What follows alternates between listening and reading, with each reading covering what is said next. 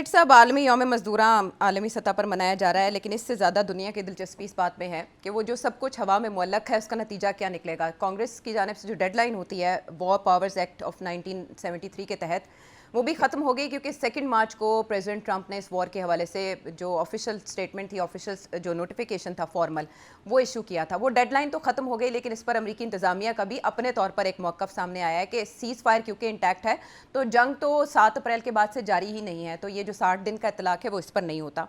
इस पर ताज़ा तरीन जो डेवलपमेंट सामने आई है वो ये कि एक प्रपोज़ल ईरानी हुकाम की जानिब से अमेरिका को भेजा गया। प्रेसिडेंट ट्रंप ने कहा हमें वो कबूल नहीं है। जो उसकी डिटेल्स सामने आई वो ये कि ईरान चाहता था कि पहले वो ब्लॉकेड ख़त्म किया जाए, स्ट्रेट ऑफ हॉर्मुज़ खुल जाए, उसके बाद हम दूसरे फेज़ में जौहरी मामले पर बात करेंगे, लेकिन प्रेसिडेंट ट्रंप ने वो रिजेक्ट कर दिया। ताज़ा तरीन खबर, ताज़ा तरीन अपडेट ये है, इरना के मुताबिक, ईरानी न्यूज़ एजेंसी के मुताबिक, कल शाम को यानी जुमेरात की शाम को एक ताज़ा प्रपोज़ल भेजा गया है। जो कैटलिन डॉनबास, जो न्यूयॉर्क पोस्ट की जर्नलिस्ट पाकिस्तान आई थी, उन्होंने अपने ट्वीट में लिखा कि अब ये ताज़ा प्रपोज़ल सामने तो आया है लेकिन तफसीलात इसकी मालूम नहीं हो सकी। पहले वाला प्रपोज़ल जौहरी मामले पर रिजेक्ट हुआ, तो इस प्रपोज़ल में जौहरी मामले पर पेशरफ्त होगी सेठी साहब? अच्छा, आपने तो 2 सवाल खड़े कर दिए।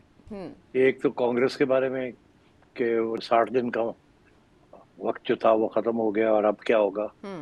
तो कांग्रेस से इजाजत लेनी पड़ेगी कि नहीं लेनी पड़ेगी जंग जारी रखने के लिए। जी। और दूसरा ये कि ये जो नई प्रपोजल्स आई हैं ये क्या हैं और डोनाल्ड ट्रंप का क्या रिएक्शन होगा और आगे जाके क्या होगा। So let's take the first question कि कांग्रेस। अच्छा, ये तो हम काफी अरसे से कहते आ रहे हैं कि 60 दिन होने जा रहे हैं और वो 1 मई को पूरे हो गए। जी। अब क्या करेगी? अब क्या डोनाल्ड ट्रंप और कांग्रेस कहेगी कि आप आए, हमसे इजाजत लें, पहले आप पूरा बताएं क्या आपने किया, क्या हुआ, क्या नहीं हुआ, क्या ये जंग जारी रखनी चाहिए, नहीं जारी रखनी चाहिए, क्या कोई कामयाबी हुई, नहीं हुई, क्या इसका कोई फायदा है, नुकसान है, ये सारा कुछ। और उसके बाद कांग्रेस फैसला करेगी कि आपको इजाजत देनी है कि नहीं देनी।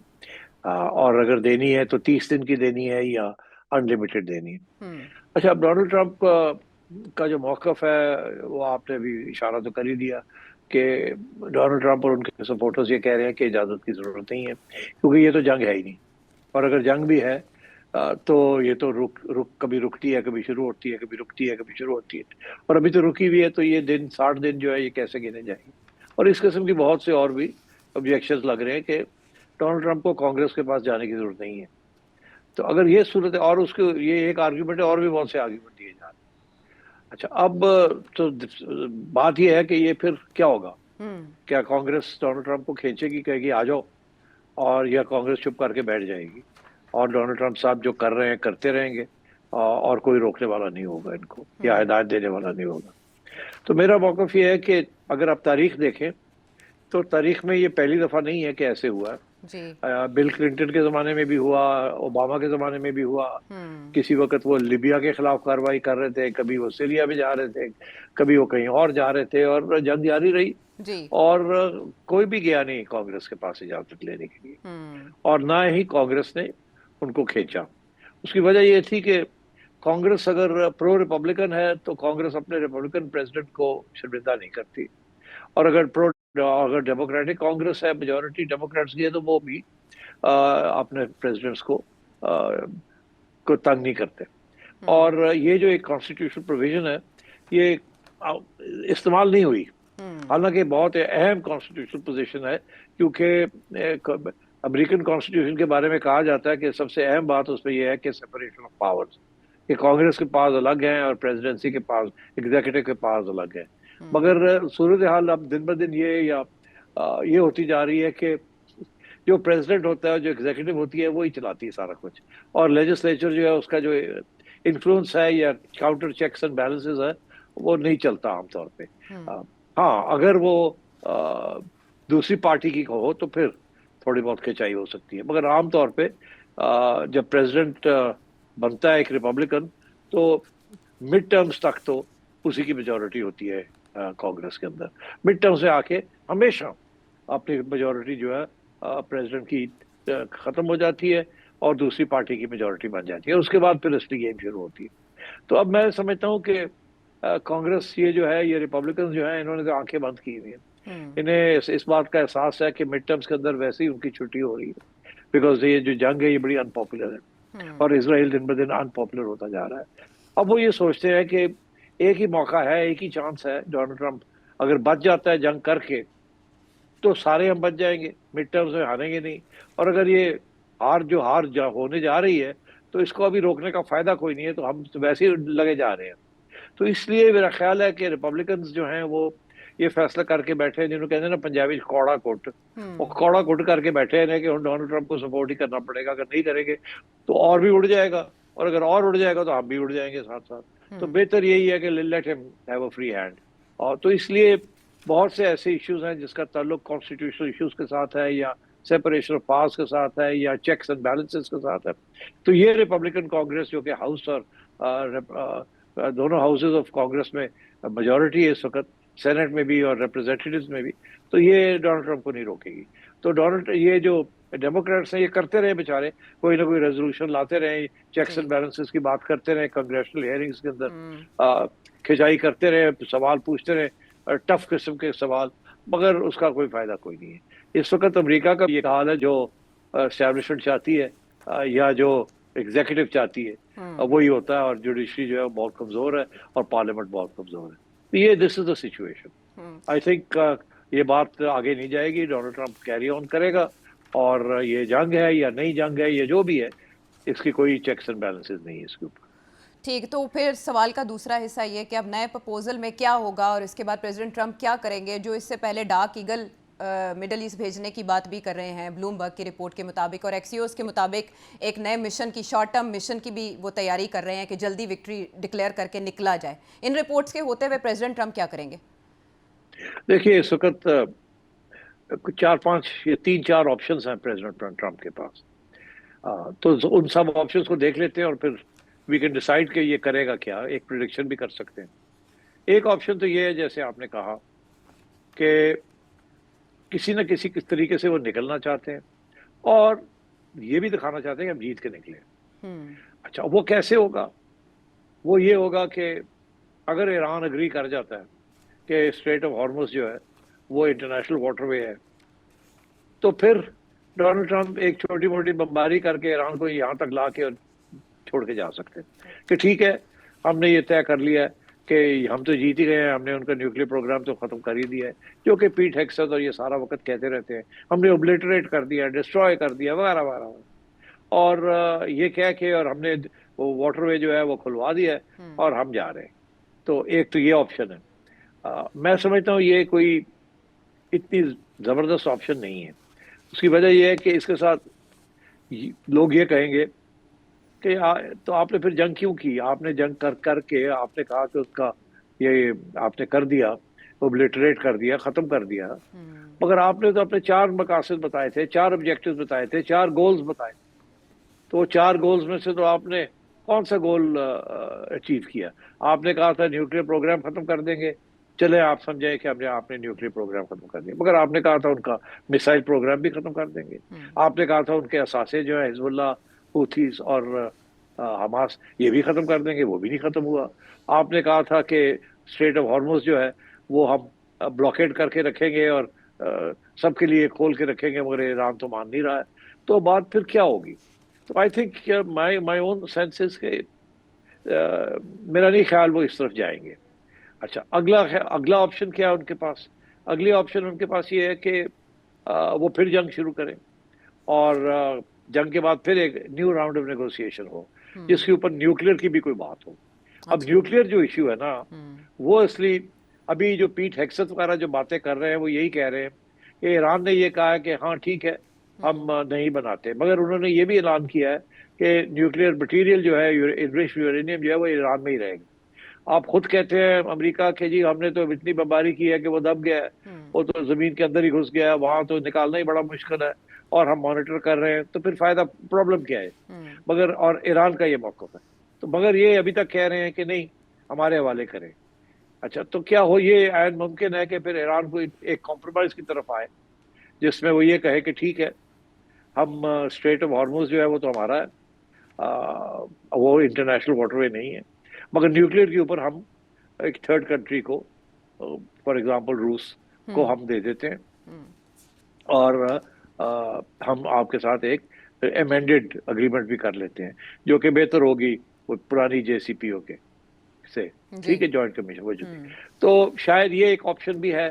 اچھا, اب اس آپشن کے مسئلے, اس میں جو پرابلم آ رہی ہے وہ ایران کو آ رہی ہے کہ ایران نے الاؤنس کر دیا ہے, مشتبہ صاحب نے, کہ جی یہ جو اسٹریٹ آف ہارمز ہے یہ اب ساری عمر کے لیے ہمارا ہے, یہ انٹرنیشنل واٹر وے نہیں ہے, یہ ہمارا ہے. زیادہ سے زیادہ یہ ہے کہ ہم عمان کے ساتھ کچھ شیئر کر سکتے ہیں, مگر اب ہم یہ اس کا کنٹرول انٹرنیشنل نہیں ہے ہمارا ہے. کیا ڈونلڈ ٹرمپ کو یہ بات اگری کرے گا کہ نہیں کرے گا؟ That is a big question. اور کیا ایران اس سے پیچھے ہٹے گا کہ اسٹیٹس کو اینٹی, مطلب یہ ہے کہ جو پہلے اسٹیٹس کو تھا کہ یہ انٹرنیشنل واٹر وے ہے, کیا یہ رہے گا کہ نہیں رہے گا؟ اچھا, تو اگر ایسی صورتحال ہے تو پھر ایران واپس مانگے گا کوئی نہ کوئی گارنٹی. جیسے میں نے کہا کہ ڈونلڈ ٹرمپ سے کہ آپ واپس نہیں آئیں گے لڑنے کے لیے, آپ پھر نہیں ہمارے پہ ہماری کریں گے, پھر یہ نہیں کریں گے, کیونکہ آپ نے تو ایک دفعہ نہیں 3 دفعہ اپنے وعدہ کر کے توڑا ہے, اور ایک اگریمنٹ چل رہی تھی جس کے تحت ہم کوئی انویسٹمنٹ نہیں کر رہے تھے, آپ نے وہ بھی انویسٹمنٹ جو ہے وہ بھی اگریمنٹ توڑ دی, تو واٹ از دا گارنٹی؟ تو اس قسم کے ایشوز چل رہے ہیں. تو میرا خیال ہے کہ ڈونلڈ ٹرمپ نکلنا چاہتے ہیں, اور میرا اپنا خیال ہے کہ ایران بھی نکلنا چاہتا ہے. تو اس وقت جو کشمکش چل رہی ہے وہ یہ چل رہی ہے کہ امریکہ بلاکیڈ کر کے یہ دیکھ رہا ہے کہ کب تک ایران برداشت کر لے گا یہ بلاکیڈ, کیونکہ اگر یہ بلاکیڈ کامیاب ہے تو پھر ایران کا ایک تیل بھی باہر نہیں جا سکتا, اس کی ریونیو گر جائے گی, اور ایران کو جو امپورٹ کرنی ہے چیزیں وہ بھی نہیں امپورٹ کر سکتا اپنی اکانومی کے لیے. تو اس کے اوپر ایران کے اوپر بڑا سخت پریشر پڑے گا, اور کسی نہ کسی وقت وہ گھٹنے ٹیک دے گا. ایران کا جو موقف ہے وہ یہ ہے کہ ابھی تو انہوں نے بلاکیڈ کی ہوئی ہے, مگر تیل کی قیمتیں بڑھ رہی ہیں, اور یہ جو امریکہ کے اندر تکلیف ہو رہی ہے, جاپان کو تکلیف ہو رہی ہے, یورپ کو تکلیف ہو رہی ہے, ساؤتھ کوریا کو تکلیف ہو رہی ہے, یہ تو انڈیا کو تکلیف ہو رہی ہے, یہ تو ان کے گروپ کے لوگ ہیں, سب سے زیادہ تکلیف ان کو ہو رہی ہے. تو ہم اپنا پریشر رکھتے ہیں, مگر دیکھتے ہیں کہ یہ لوگ جو ہیں یہ سارے ڈونلڈ ٹرمپ کے اوپر کیا پریشر ڈالتے ہیں کہ یار بس کر بلاکیڈ اور کھولو یہ سارا کچھ, اور جو ایران کہتا ہے ہم 4 پیسے دینے کے لیے بھی تیار ہیں. تو یہ ڈونلڈ ٹرمپ ایک طرف یہ ہے کہ جی مڈ ٹرمز آ رہے ہیں, پریشر پڑ رہا ہے اس کے اوپر, ڈومیسٹک بھی اور انٹرنیشنل بھی, کہ آپ یہ بلاکیج کھولیں اور مسئلہ حل کریں اور جنگ شنگ بند کریں, اس کے ساتھ سب کی تباہی ہے. اور دوسرے ایران کہ کب تک ایران جو ہے وہ برداشت کر لے گا یہ جو بلاکیڈ ہے امریکہ نے کی ہوئی ہے. تو یہ کشمکش چل رہی ہے اس وقت. میرا اپنا خیال ہے کہ یہ نیوکلیر ایشو جو ہے یہ سالو ہو جائے گا. میرا خیال ہے کہ یہ جو بلاکیڈ والا ایشو ہے اس کے اوپر بھی کوئی نہ کوئی بات ہو سکتی ہے کہ اتنے سال کے لیے ایسے کر دیا جائے اور اتنے سال کے بعد ایسے کر دیا جائے, یا اگر کسی نے معاہدہ جو بھی معاہدہ ہوتا ہے وہ توڑا تو ایران پھر بلاکیٹ کر دے گا, پھر سیز کر لے گا, کوئی نہ کوئی سلوشن نکالنے کی کوشش کی جائے گی. مگر یہ اس وقت جو جس قسم کی جنہوں کہتے ہیں نا ہاتھوں پائی ہوئی, وہ کہتا ہے تم پیچھے ہٹو, وہ کہتا ہے تم پیچھے ہٹو, وہ کہتا ہے میں پیچھے ہٹا تو میں اڑ جاؤں گا, وہ کہتے ہیں ہم پیچھے ہٹے تو ہم اڑ جائیں گے. تو اس قسم کی سچویشن چل رہی ہے. اب یہ جو نئے پروپوزلز دیے, ظاہر ہے کہ پہلے پروپوزل جو تھے اس کے اندر نیوکلیر کا کوئی ایشو نہیں تھا, ایران نے اناؤنس کیا تھا کہ نیوکلیر از نان نیگوشیبل. مگر بات یہ ہے کہ اس سے پہلے وہ جو پہلے جنیوا میں جو بات چیت ہوئی تھی وہاں تو نیوکلیر ایشو کے اوپر سیٹلمنٹ ہو گئی تھی. تو میرا خیال ہے وہاں سے ایران کو پیچھے ہٹنا مشکل ہو جائے گا ان کے لیے, کیونکہ ایک دفعہ ایک چیز اگری کر چکے تھے, اس کے بعد وہ اور بات ہے کہ امریکہ نے دغا بازی کر دی, امریکہ نے چاقو گھونپ دیا, مگر ایران کو وہاں واپس جانا پڑے گا, اور وہ یہی ہوگا, کسی قسم کی بات ہوگی جو اس وقت طے ہوئی تھی. تو نیوکلیر ایشو کے اوپر بھی ایران کو کنسیڈ کرنا پڑے گا جو پہلے کنسیڈ کر چکے تھے, اور اسٹریٹ آف ہارمز کے اوپر امریکہ کو کنسیڈ کرنا پڑے گا تھوڑا بہت, اور وہ کیسے ہوگا we have to wait and see. میرا خیال ہے کہ امریکہ کو کنسلٹ کرنا پڑے گا اپنے جو گلف کے پارٹنرز ہیں. اب گلف کے پارٹنرز تو نہیں چاہیں گے کہ ایران جو ہے وہ مضبوط ہو, وہ تو نہیں چاہیں گے کہ ایران جو ہے وہ یہ ٹول لے وہاں سے کوئی. اچھا, تو یہ سچویشن چل رہی ہے.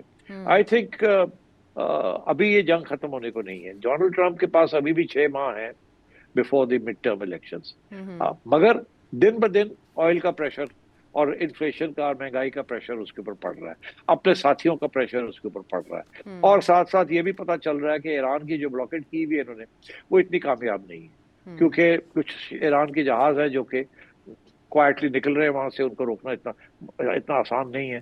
اتنی ایک دفعہ وہ جب یا تو ہوتا نا کہ امریکن فورسز جو ہیں اسٹریٹ آف ہارمز کے ماؤتھ کے اوپر یا ان کا جتنے انہوں نے منہ ہوتے آ کے بیٹھے ہوتے ہیں, مگر وہ تو نہیں, وہ تو پیچھے 300 کلومیٹر پیچھے بیٹھے ہوئے ڈر کے مارے کہ ان کے اوپر اٹیک نہ ہو جائے امریکن نیوی کے اوپر.